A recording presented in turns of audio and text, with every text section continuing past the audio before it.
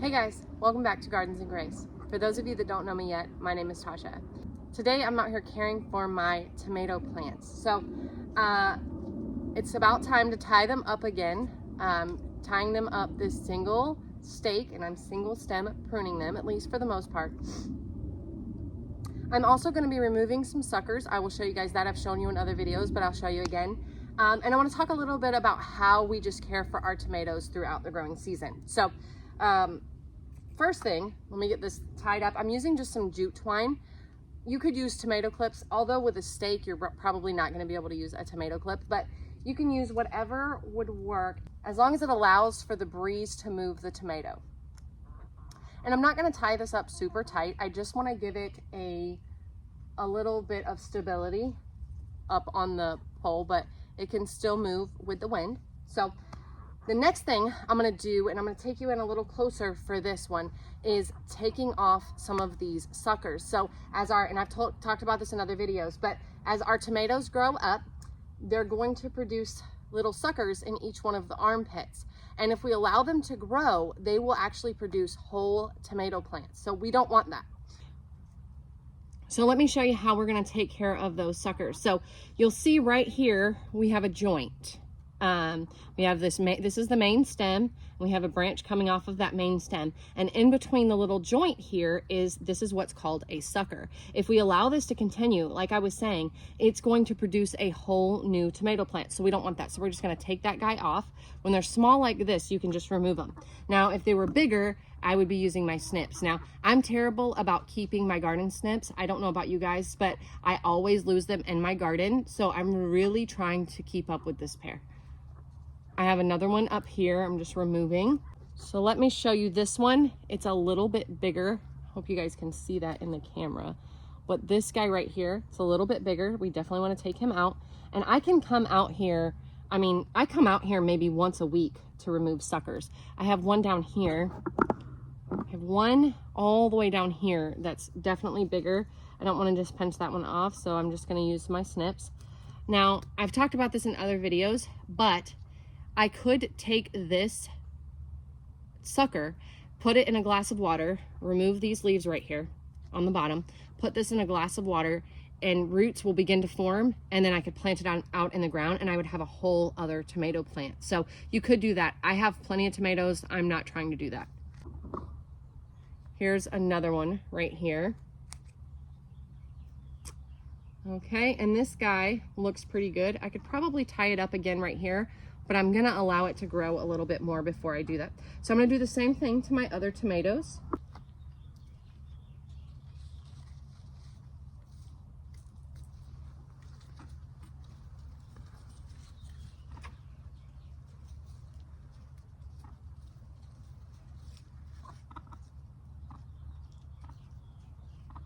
And you probably wanna tie your tomatoes up maybe every 6 inches or so, just to provide some stability. I don't know if you guys can hear it, but here are my chickens. The tomatoes are growing right by their run, and they're incredibly nosy. So they're over here trying to figure out what I'm doing. They probably also think I might have food for them, which I do not. They have plenty of chicken feed, but they like kitchen scraps and garden scraps. So they're being nosy and asking me for food. The other thing we want to do with our tomatoes is try to allow plenty of airflow. We want to keep as much space between the tomato plant and the ground as we possibly can. So we don't want a lot of leaves hitting the ground. It just breeds disease. It creates more pest issues. So we're going to remove the lower leaves. I'm going to just go ahead and remove this whole branch. Kind of sucks because there was already tomatoes forming on it, but that's okay. And this guy looks pretty healthy now. Here's another really good example of what happens when we don't prune the bottom leaves to provide that airflow and keep it away from the soil. So you'll see that these leaves look pitiful. They're kind of dying off. There might be some disease kind of starting to set in on these lower leaves down here. They just look pitiful. So we're just going to take those off. Now, ultimately, we don't want to take off too much of the foliage at once, but ultimately, we want to be able to create, like, eventually I'm going to come and take this stem off as well, because we want to create, up to a foot of space between the soil and our tomato leaves. So Really good example of that. This tomato was planted really deeply, so it's as old as the other tomatoes. I just planted it a lot deeper. And this is a Powers tomato, which is a paste tomato. It's a yellow variety paste tomato. It's really good, really tasty. There's thick walls in the tomato, and it's not super juicy, so it's really good for your sauces, your canning, any type of preserving you would do. This would be a really good variety to do that. And it doesn't have that strong acidy tomato flavor that we're used to getting with our deep red tomatoes. Great variety to try this year in your garden. And here we just have a mess. So we see that this has got a whole stem coming up from the bottom. We're gonna take that guy off. I mean, that is a whole tomato plant in and of itself. And again, these lower leaves, we're just gonna come through, get rid of those lower leaves. I'm gonna go ahead and take this one too. Even though this tomato doesn't have as much foliage. This is a San Marzano tomato, one of my favorite paste tomato varieties. I really like it. I grow a lot of these in my garden because I do try to preserve tomatoes. I make my own ketchup. I make a lot of my own tomato sauces, my spaghettis, things of that nature. So this is a really good variety as well for canning, preserving any of your sauces, your pizza sauces, your spaghetti sauce, marinaras, things like that. Now, it's not like the Powers tomato because San Marzano does have a very deep tomato flavor, but I like a deep tomato flavor, so personal preference.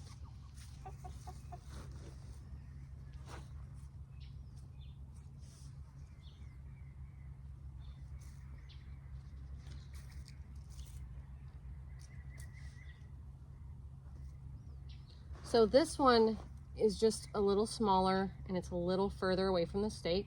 So I'm kind of training it to come to the stake. So I'm loosely tying this one.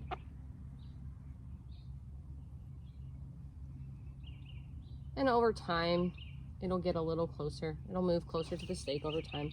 Just kind of keeping the leaves, just kind of keeping it secure up to this stake.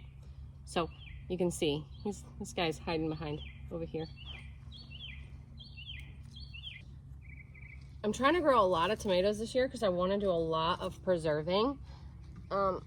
Last year I grew a few different varieties, but I didn't get to do as much preserving as I would have liked to. So this year I'm definitely trying to do more when it comes to creating ketchups, making spaghetti sauces, things of that nature. Tying up my last indeterminate tomato over here. And this year, I'm doing a lot more tomatoes than I did last year. I have tomatoes all over my garden, actually. I have many of them up a single stake. I have some that are wild. I've got some videos on that you can go and check out. But I'm trying to do more when it comes to preserving this year. So to me, there's nothing better than the taste of a homegrown tomato. And if you don't know what I'm talking about, you've got to try a homegrown tomato. In the grocery stores, when you get a tomato, that tomato has been picked green. And there's a chemical, and I cannot remember the name of it right now off the top of my head, but there's a chemical that happens when a tomato ripens in the sun that produces an incredible flavor. If a tomato is allowed to ripen on the vine, or at least begin to blush on the vine, it has this beautiful flavor that grocery store tomatoes just don't have because they're picked green. And so if you get a grocery store tomato and you say, I don't like tomatoes, you actually don't know what tomatoes taste like unless you've had one that's homegrown. So last year I grew several varieties. And I thought I had grown enough tomatoes, but I didn't have enough to do all the preserving I wanted to do. Like I said, I like to make my own ketchups. I like to make my own spaghetti sauces and things like that. So this year I'm putting a lot of effort into growing as many tomatoes as I possibly can to be able to preserve things and put them away so that I have that beautiful, rich, deep tomato flavor in all of my sauces and in all of my ketchup and all of those things. I just don't want any of that stuff that's from the grocery store anymore. So if you think that you don't like tomatoes, let me encourage you, go and try a homegrown tomato and I guarantee you'll like it. So the other thing about tomatoes is you definitely want to provide a really rich soil for them to grow in. They grow really tall throughout the season. They're going to produce an abundance of fruit. And so because of that, you need a nutrient-rich soil. So making sure that you have good, healthy soil, add in that organic granular fertilizer. You don't have to use organic. That's just my personal preference. Throughout the season, I will also use water-soluble fertilizer. As they begin to fruit, I definitely want to look at a fertilizer that has a little bit higher rating for phosphorus, because that will help the fruit production.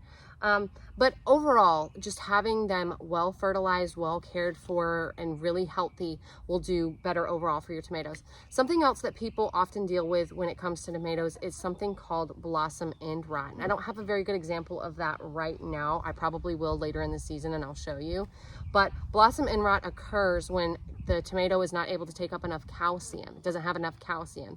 And what will happen is the bottom of the tomato will begin to rot before it really sizes up or forms. And a lot of times we think, well, the soil just needs more calcium.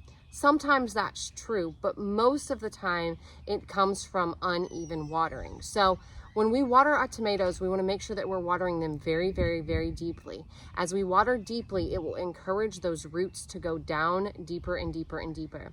And we actually do not want to overwater our tomatoes. So that sounds a little bit counter, but we want to encourage the roots to go down deep. So taking time in between your watering is a good best practice. You don't want to water your tomato plants every day like you would maybe during the summer with some of your other vegetables, because tomato roots will go down deep to find that water. And we want to encourage that. As the deeper the roots go, the healthier the plant we have, and the more nutrients it can actually uptake from the soil. Even if you're growing in soil that's not too great, if the roots go really deep, there's a lot more nutrients deeper in the soil. So encouraging those roots to go deep, we do that by spacing out our waterings. And people always ask, well, how often do I know, or how do I know how often I should water? There's so many variables in that. It's impossible for me to tell you how often you should water, but you can check your soil, go about a knuckle deep into your soil. And if you feel any level of moisture, then you're probably good and you don't need to water. Now, if you go there and it feels bone dry, it's a good indication that you need to water. It's the best way I can tell you to check whether or not your plants need water. And that's probably going to be true for any of the plants that you have. But when you do water your tomatoes, make sure you're not doing it in the heat of the day. That will stress your plant out. Do it in the morning or do it in the evening. I do a lot of my watering in the evening. That's just a preference. And water it deeply. So you want to hit your tomatoes with a hose, right at the base of the plant for about 10, even 15 seconds, even 20 seconds, really. And if you do that a couple times a week, your tomatoes will probably be just fine. The other thing you want to do is add a mulch around the bottom of the tomato plants.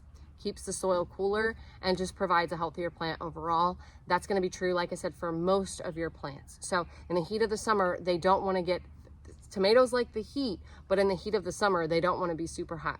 Another thing to know about your tomatoes is in the heat of the summer, you'll probably find that your flowers start to just kind of fall off before they produce fruit.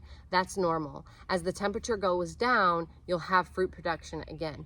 But when it's 95 degrees outside, your plant is going to be focused on surviving and it's not going to be focused as much on fruit production. So when it's really high temperatures like that, you're not going to get a fruit set on your tomatoes. That's also true of peppers. So just something to keep in mind, just some quick tips for your tomatoes. But I hope you're growing tomatoes in your garden this year. I definitely, and like I said, I definitely want to encourage you, if you've never tasted a homegrown tomato and you think that you don't like tomatoes, please go and taste a homegrown tomato. I guarantee you'll change your mind. So thank you guys so much for hanging out with me in my garden today. May your garden be filled with grace and may you be abundantly blessed. We'll see you next time. Bye.